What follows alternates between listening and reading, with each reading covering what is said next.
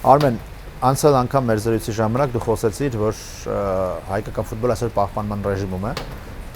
Մի շաբաթ մտածել եմ, կարծում եմ, որ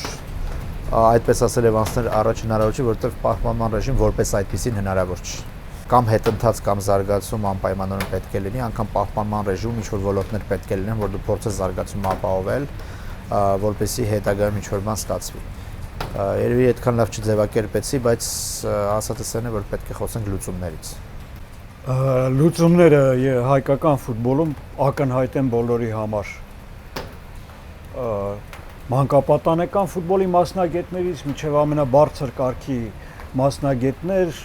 երկրպագուներ, լրագրողները բոլորը գիտեն լուսման մասին։ Լուսումը միակն է եւ դա ակնհայտ է մանկապատանեկան ֆուտբոլ։ Սա ակնհայտ ճշմարտություն է։ 25 տարի մենք խոսում ենք դրա մասին, որ ընդհանրապես ֆուտբոլի եւ մասնավորապես հայկական ֆուտբոլի լուծումը դա մանկապատանեկան ֆուտբոլն է, հա, եւ մանկապատանեկան ֆուտբոլում եղած խնդիրների լուծումն է։ Բայց ինչ պիտի արվի եւ ոնց պիտի արվի, կարծում եմ այդ հարցը չի քննարկվում։ Հիմա եթե վերցնենք հայկական ֆուտբոլը ինչ ունի, տեսեք, մենք ունենք ընդամենը մի քանի ակումբ, որոնք ունեն մարզադպրոց, Փյունիկն ունի, Բանանցը ունի եւ ունենք ֆուտբոլի ֆեդերացիա, որը ունի մի քանի ակադեմիաներ։ Դա Գյումրի ակադեմիան է, որը նաեւ Շիրակինն է պատկանում, ունենք Ավանում ակադեմիա, ունենք Վանաձորում ակադեմիա, շուտով կունենանք Էջմիածնում եւ այլն։ Այսինքն մեր ամբողջ մանկապատանեկան ֆուտբոլը հիմնված է այս մի քանի դպրոցների վրա։ Եվ ինչ պիտի արվի։ Այս ամենակարևոր հարցն է, որտեղ ունենք մի կողմից մասնավոր, հա, եւ մի կողմից ոչ մասնավոր, եթե ֆեդերացիան համարում ենք, ամենայն դեպս ֆեդերացիան չի կարելի համարել դա հասարակական կազմակերպություն է։ Բայց մանկապատանեկան ֆուտբոլի լուծումը դա համակարգային համակարգ ստեղծելու մեջ է, որովհետեւ եթե մենք միջազգային փորձն ենք նայում, այդտեղ էլ հեծանիվ հնարել պետք չէ։ Բոլոր այն երկրները, որոնք կարողացել են զարգացման որոշակի մակարդակ ապահովել, համակարգ են ստեղծել մանկապատանեկան ֆուտբոլին եւ այդ համակարգը պարտադրել են թե ակումբներին, թե մասնավոր եւ թե պետական ընկերություններին։ Խոսքը պրոֆեսիոնալ ֆուտբոլի մասին, պրոֆեսիոնալ ֆուտբոլի զարգացման մասին։ Խոսքը ֆուտբոլի զարգացման մասին է, որովհետեւ շատ կարեւոր է ինչու եմ հարցնում, հետագայում ավելի կպարզաբանեմ, բայց նկատի ունես, եթե մանկապատանեկան ֆուտբոլում մենք ունենանք համակարգ, այդ ֆուտբոլիստները բավական լավ վիճակում կհասնեն ինչ որ մակարդակի, որը հետո կդառնան պրոֆեսիոնալ ֆուտբոլիստ, դուրս կգան, հայկական ակումբներում կխաղան։ Ավելի պարզ օրինակ բերեմ։ Վերջերս ես հրավիրված էի մի մրցաշարի, որին մասնակցում էին 64 երկրների մեկական 12 տարեկան լավագույն ֆուտբոլիստներ։ 64 երկիր։ Այդ երեխեքը ամեն թիմեր էին կազմել եւ իրար հետ խաղում էին։ Եվ այդտեղ շատ հետաքրքիր էր ազգային պատկանելությունը այդ երեխայի, որովհետեւ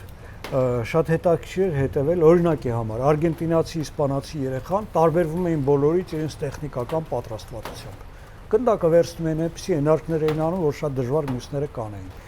Ասիական, օրինակ կորեացի երեխան ֆիզիկական տվյալներով էր տարբերվում։ Գերմանացի երեխան տարբերվում էր իր կարգապահությամբ, նրան դաշտում ինչ ասում էին, նա դա անում էր։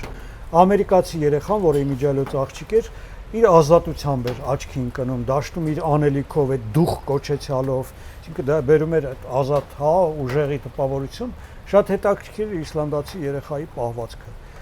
Բոլորը ընդունեցին, որ իսլանդացի երեխան ամենագրագետն էր, այդ բոլորի մեջ, 12 խոսքը 12 տարեկանի մասն է, ուներ ֆուտբոլային ամենալավ գիտելիքները, այսինքն միգուցե նա իր տաղանդով զիջում էր մյուսներին, որովհետև եթե մենք նայենք ինչա պետք լավ ֆուտբոլիստ լինելու համար, նույն հիմնականը թվենք տաղանդ, աշխատասիրություն, ֆուտբոլային կրթություն եւ գրագիտություն, չէ՞, այդ վիուշկա կոչեցյալն է։ Իսլանդացի երեխան բոլորից տարբերվում էր այդ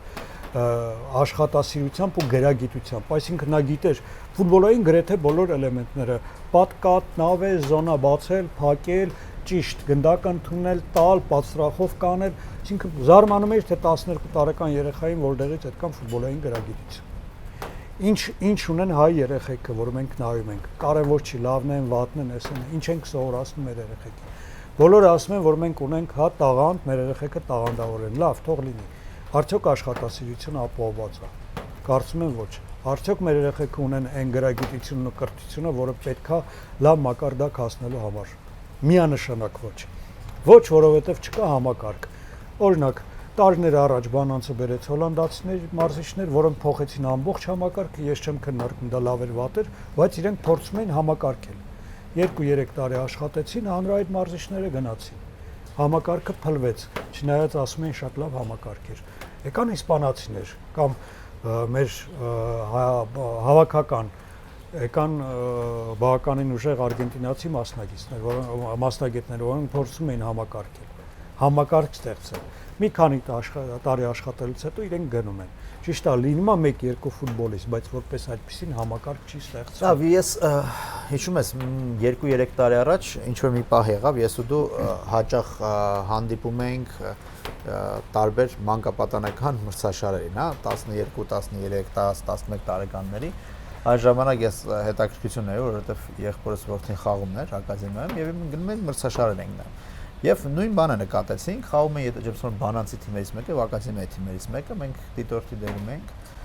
եւ խաղը հետեւյալ կերպ էր։ Քանի որ հավանաբար երկու մարզիչն էլ հաղթելու առաջադրանք ունեին իր ակումբի կամ ակադեմիայի ղեկավարությունից, ուրեմն եւ այդ տարիքում դարպասապանները սովորաբար ավելի ցածրահասակ են։ Խաղը մեկն էր, հասցնել մոտավորապես մի գոտու գնդակը, որտեղից հարված կլինի անը եւ այնտեղից հետո մեր մարզիչերը անգը խփի։ Եվ հարված էր գնում։ Ով ավելի լավ հարվածող ֆուտբոլիստներն են, նա շահում էր, ինչ որ մի պահ է գալի եւ բազմաթիվ, հիշում ես, բազմաթիվ որպես այդպիսի խաղ փոխանցում բացվել, սկսել դարպասապանից խաղը չկա եւ կրթություն են ինչ որ ասում են։ Եվ պահ է գալիս, երբ դարպասապանները բարձրահասակ են դառնում, դաշտը մեծանում է, այդ երեխաների արդեն հարվածով ոչինչ չեն կարող անել ու ստացվում է որ մի ամբողջ սերունդ չի կարողանում ոչինչ անել, որովհետև բազային կրթություն չի։ Այո, որովհետև դուրս գալ պաշտպանությունից ձախ պաշտպանի միջոցով այնինչ 9-10 տարեկան հոլանդական դպրոցներում սովորեցնում են։ Տակտիկական ինչպես են պաշտպանությունից ձախ պաշտպանի միջոցով դուրս գալիս, հա։ Նման բան մենք չունենք։ Ես դա հասկանում եմ, բայց ես պատական չհարցրեցի ինչու ենք մենք խոսում պրոֆեսիոնալ ֆուտբոլից, որովհետև թյուր է այն ըմբռնումը, որ ֆուտբոլի ֆեդերացիաները, իսկ դա այդ ըմբռնումը ավելի շատ մեր տիպի երկրներում է, ֆուտբոլի ֆեդերացիան պետք է զարգացնի պրոֆեսիոնալ ֆուտբոլը։ Բոլորը Հայաստանում շատերը երկրպագուներից մոտիկ ֆուտբոլին կանգնած հեռու ֆուտբոլ մտածում են, որ ֆուտբոլի զարգացման կարևորագույն պահը դա ազգային հավաքականի խաղն է։ Դա այդպես չէ։ Իմ կարծիքով դա այդպես չէ, որովհետև ֆուտբոլի զարգացումը,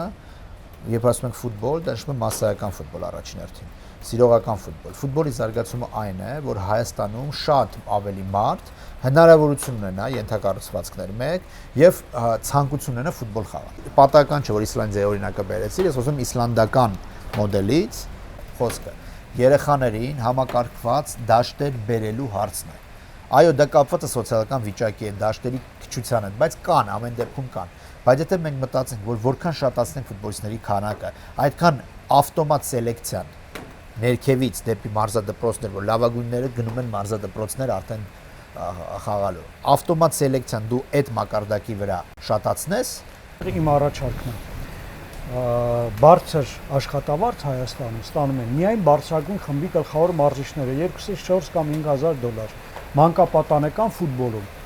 աշխատում են A, B նոր կարգ ստացած մարզիչներ եւ բավականին ցածր է։ Ինձ թվում է համակարգային փոփոխությունը պետք է այստեղ արվի։ Շատ գումար պիտի տրվի մանկապատանեկան մարզիչներին։ Միգուցե պետքա դրսից մարզիչներ բերել։ Միգուցե պետք է այդ մարզիչներով կրթել, ոչ թե տեղացի մարզիչը գնա դառնա ինստրուկտոր եւ իր չիմացածնել փոխանցի այդ աստացողներին, որոնք թիթ կստանան ու ոչինչ չեն տա երեխեքին։ Միգուցե պետքա միայն ամբողջ մեր համակարգը դնել օտար երկրյա մարզիչների վրա։ Լավ գումարներ վճարել, մոռանալ ակումբային ֆուտբոլի մասին, մոռանալ, որ կարող է Ալաշկերտը անցնել բատեին կամ չանցնել, որովհետեւ դու համաձայն ես ամենակարևորի հետ, որ այսօր առաջնահերթությունը պետք է լինի ոչ թե ազգային հավաքականը, ոչ թե որևէ հավաքական ակումբ, այլ շատ չէ, մեր ազգային հավաքականը ունի մի մեծ տարբերություն այլ երկրների հավաքականների հետ, որովհետև երբ որ խաղում է Ալաշկերտը բատեի հետ, մենք Ալաշկերտից ոչ մի հաղթանակ չենք ակնկալում, չնայած Ալաշկերտում էլ խաղում են Հայաստանի հավաքականի 4 անդամներ, բատեում էլ են խաղում, բայց եթե Հայաստանի հավաքականը խաղա Բելարուսի հետ, մենք անպայման կակնկալենք հաղթանակ, որովհետև ի տարբերություն Բելարուսի հավաքականի, որի գրեթե բոլոր ֆուտբոլիստները տեղի առաջացնում են խաղում, մեր ֆուտբոլիստների առյուծի բաժինը խաղում է արտերկրում։ Հայաստանի հավաքականը ունի որոշակի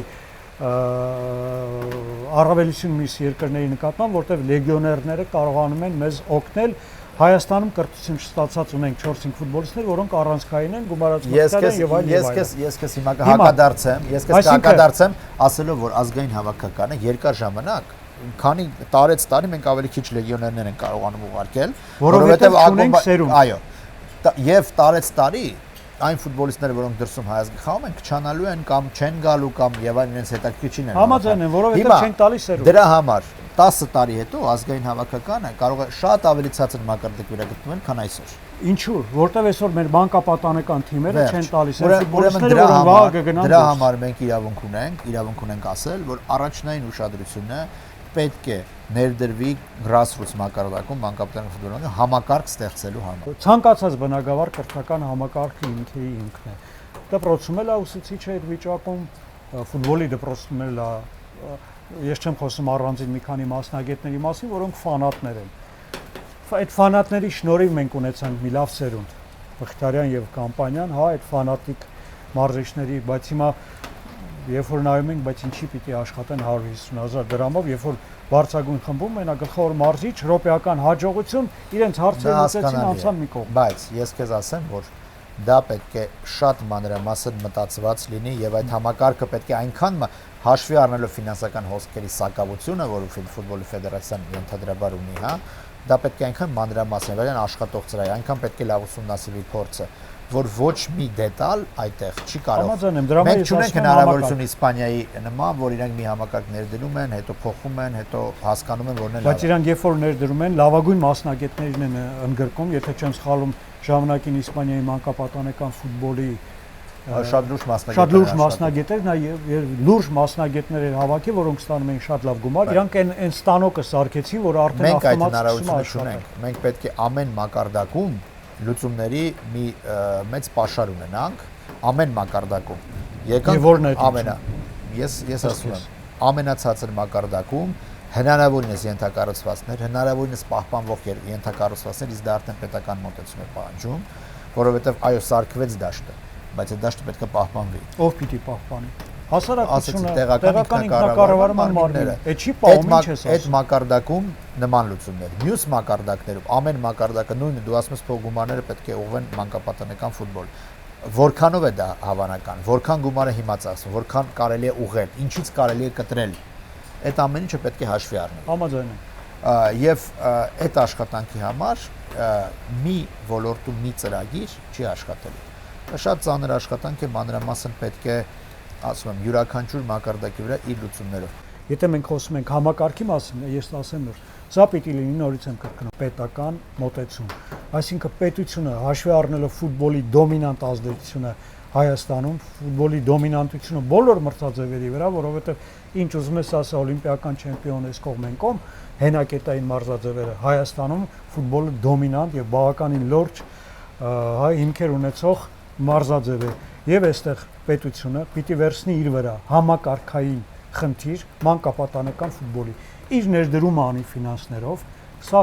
միայն մանկապատանեկան ֆուտբոլի մասն է ոչ պրոֆեսիոնալ այսինքն մարզադպրոցներ ակադեմիաներ ֆուտբոլի ֆեդերացիայի հետ համատեղ պիտի ծրագիր մշակի եւ այդ ծրագիրը բոլորին պարտադրի իր միջոցներով իր լումայով որտեվ դու սեփականատիրոջը ոչինչ չես կարող պարտադրել։ Ես ասեմ, որ մեր երկրում, որի ղեկավարությունը եւ պետական համակարգը այլ առաջնահերթություններ ունի, դա այլ զրույցի թեմա է։ Դե ոչինչ, կգա ժամանակ առաջնահերթությունները փոխվեն։ Այսօր փաստորեն այն դու ինչ որ ասում ես, ինչ որ ասում է պետական մոտեցմամբ պետականությունը դա գրեթե հնարավոր չէ եւ մնում է հուսալ, որ այդ պետական մոտեցումից դուրս ինչ հնարավորություններ կան օգտագործելու, կօգտագործվեն լավագույնս ամենաօպտիմալ ձևով։ Իհարկե դա չի բերի այն արդյունքը, որ դու ասում ես։ Երբ որ ես ասում եի պահպանման ռեժիմ, եսի նկատում էի, այո, սա հնարավոր չէ ավելին։ Մի քիչ այս կողմ, մի քիչ այն կողմ, երկրորդ փուլ անցնել կամ հավաքականը մի փոքր ավելի լավ խաղա, սրա մասին չի խոսքը։ Խոսքը ֆուտբոլային համակարգի մասին է։ Քիչ մնաց այդ համակարգը, կարծում եմ, մոտակա ընթացքում կներդրվի, պետությունը կհասկանա ֆուտբոլի դոմինանտությունը։ Ես մի փոքր ավելի հորատես եմ այդ առումով ու կարծում եմ, որ այսօր խոսքը պահպանման ռեժիմի մասին խոսալը դա նշանակում է հետընթաց առաջին հերթին, ցավոք, որովհետև մյուսները առաջ են շարժվում։ Վատ լավ հիմնականում առաջ են շարժվում։ Համաձայն